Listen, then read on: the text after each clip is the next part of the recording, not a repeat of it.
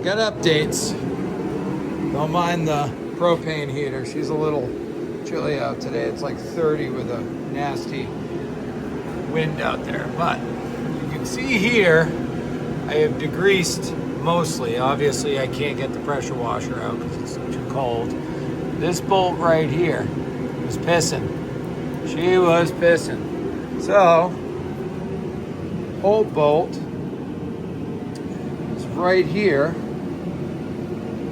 You can see when I went to go take it out, somebody obviously kind of slammed this thing together quick. The water pump was working. It does build pressure. So I had another bolt from the Tito's box of Yamaha parts I got with it. We got all the goodies. No, they're not for sale. I'm probably going to keep this sled. But I had another bolt in there that was actually the correct part number for the water pump. So what I did was I went on the Amazons, bought me a cheap pressure tester because Hobo Freight was like $99. That was $29.95 shipped to my door. And we got some Brillo pads, or the red scuffy pads. They're way over there. Anywho, so I got a new bolt in there. We pressure tested on her. She's no longer everywhere. I cleaned up the water neck. The water neck is now sealed. I cleaned this up, cleaned this up. This is still a little questionable, but I want to just get it running, get some heat through her. The pull start, well, the spring broke. That's a story for another day, so we got a spring coming for that whenever they decide to ship it. But we got the head painted, so she's brand new. Joking. It's rebuilt. I just lost receipts. And I retorqued it, obviously new head gaskets. The old one for this side was actually torn. I'm assuming it's from when it got overheated. If this thing runs perfectly, I do gotta do a compression check, but obviously I can't do that. It doesn't have electric start and I don't have a pull start right now. I just wanna see if it runs and overheats. We also rebuilt the exhaust with my favorite high heat Rust-Oleum. This stuff's really good. Not a sponsor. The red Brillo pad.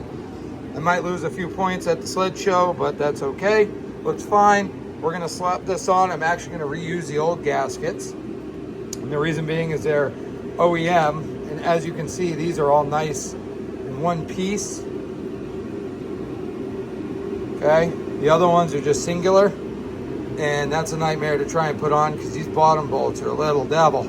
They're a pain to get out and in. I have like an extension with a swivel, and you gotta work it in there like a contortionist or gymnast or whatever they call them these days. But she's coming around. She's coming around. Once I get the pull start on and I get it from not overheating, this thing's gonna be pulled out this summer anyways. I'm gonna pull her out and degrease it. I'm probably gonna do I don't know if I want to do pistons and rings yet. If I get good compression out of it and it runs great, I'm probably going to run it the way it is, but I want to degrease everything. I think somebody did the water pump at one point. It does have V-force reeds in it as well. I don't know if you can see it. Under there, help me, what is going, okay. You can see V-force, and it's got a V-force reed sticker on it. So I did put some coolant in the overflow. I like the pink stuff. It's really good. Toyota uses it. Even the Honda Blue is fine. You don't want an acidic coolant. You obviously want something that's going to have a really low freezing point. Toyota stuff is good. I have this other stuff that I got from 100 years ago. I mean, I'm just using what I got, okay? So, not going for perfection. We're just going for a ditch banger. All right. I'm out. I'll have more updates when she's running, hopefully later today.